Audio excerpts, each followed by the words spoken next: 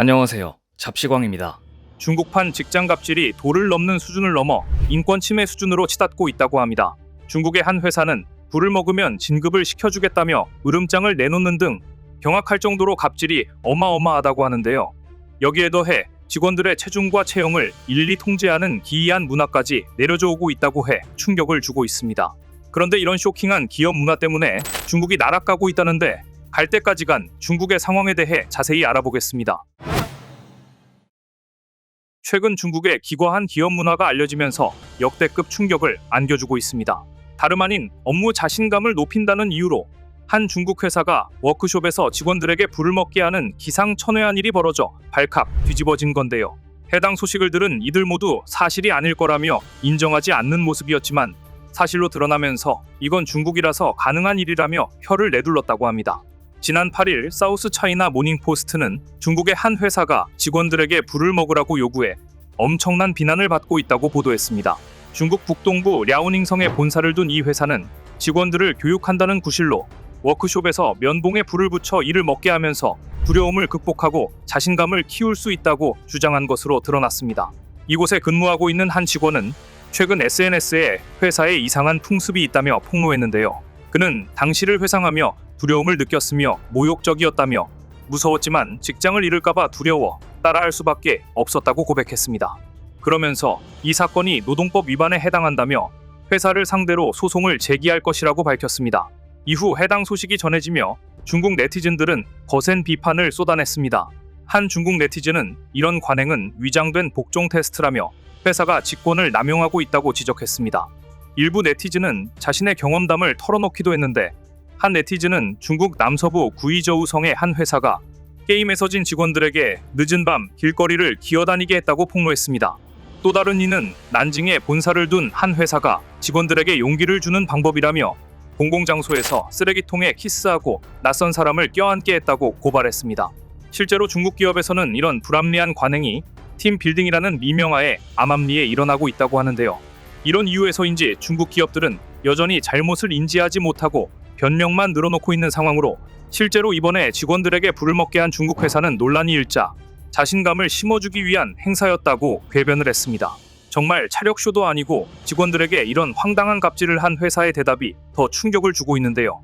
그런데 사실 앞서 말씀드렸던 것처럼 중국의 사내 문화는 기이하다고 표현할 정도로 상식에서 벗어난 일들이 빈번하게 발생하고 있습니다.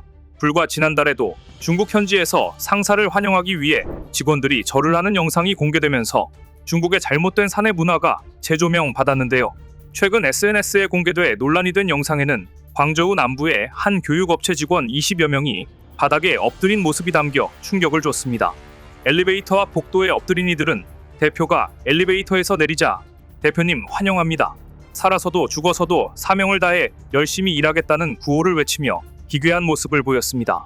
해당 영상이 웨이보에서 조회수 800만을 넘기자 회사는 공식 성명을 내고 대표가 그런 환영식에 참석한 적이 없다. 내용이 편집되거나 조작됐을 수 있다고 사실을 부인하며 뻔뻔한 모습을 보였습니다. 여기에 더해 얼마 전엔 한 중국 기업이 임직원의 사생활까지 침해하려 한 사례가 제보돼 큰 논란이 있었는데요.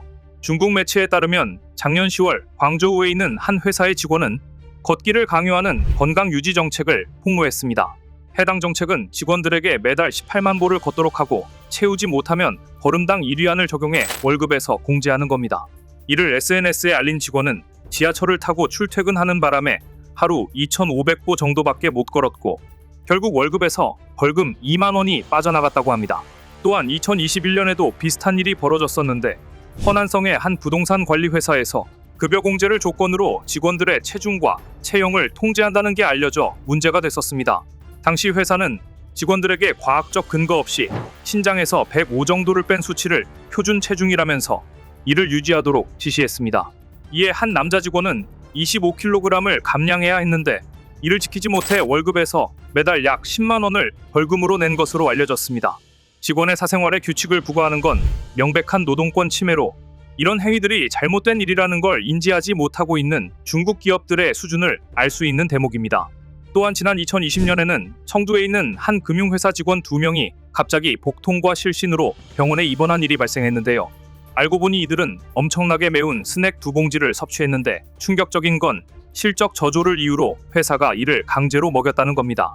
중국 최대 검색 기업인 바이두 역시 갑질 문화로 곤욕을 치렀는데요.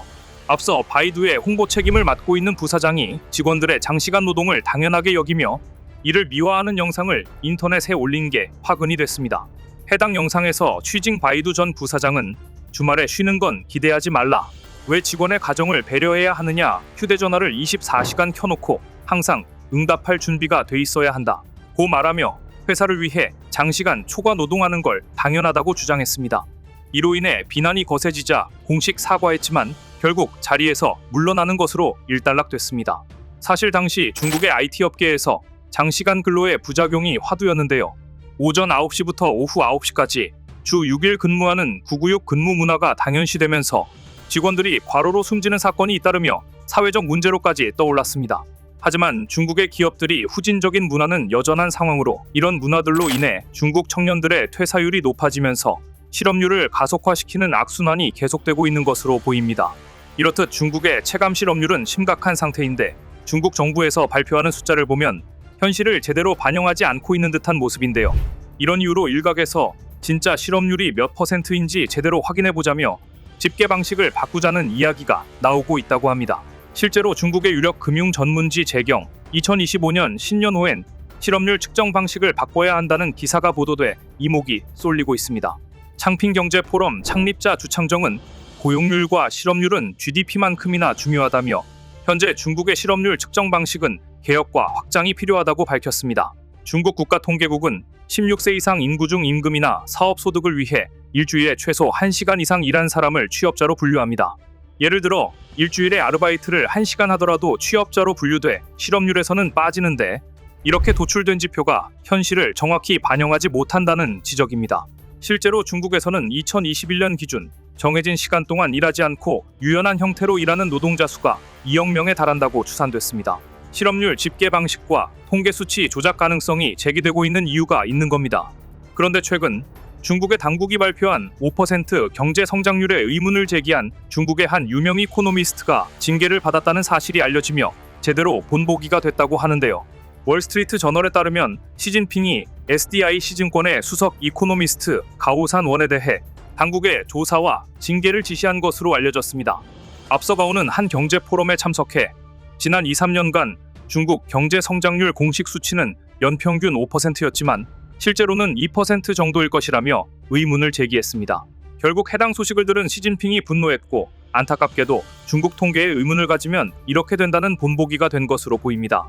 이렇게 중국에서 예민한 반응을 보이고 있는 건 중국의 경제 성장 동력이 사실상 꺼진 것과 다름없기 때문인데요. 개혁 개방 정책을 추진한 지 25년이 흐른 지금 중국은 과거 급속한 경제 성장을 했던 게 무색할 정도로 성장에 브레이크가 걸렸습니다. 경기 침체가 계속되는 와중에 외국 기업들도 앞다퉈 탈중국하면서 이제는 일본에 잃어버린 30년을 답습하는 것 아니냐는 이야기까지 나옵니다. 그것도 그럴 것이 중국 경제 위기의 핵심인 부동산 위기가 5년간 지속되고 있는 가운데 최근엔 유령 아파트로 빚을 갚는 업체까지 등장하는 황당한 일이 벌어지고 있는데요. 중국 정부의 특단의 대책에도 불구하고 시장에 돈이 돌지 않자 부채 상환의 압박을 느낀 중국 업체들이 미분양됐거나 미완공된 아파트로 돌려막기를 하고 있는 겁니다. 실제로 지난해 중국 가스 제공회사인 신장 동부가스는 신장자치구 창지시의 부동산 개발업체 A사로부터 미완성 아파트 260채를 인수하는 등 현금 대신 유령 아파트로 대금을 받았습니다. 이런 유령 아파트 폭탄 돌리기는 최근 중국 부동산 시장에서 심심치 않게 등장하고 있는데요. 중국 부동산 위기의 심각성을 극적으로 보여주는 웃지 못할 풍경으로 보입니다. 눈 가리고 아웅하는 중국의 돌려막기가 언제까지 지속될 수 있을지 관심 있게 지켜보겠습니다. 오늘 준비한 소식은 여기까지입니다. 댓글을 통한 여러분들의 많은 의견 기다리겠습니다. 시청해주셔서 감사합니다.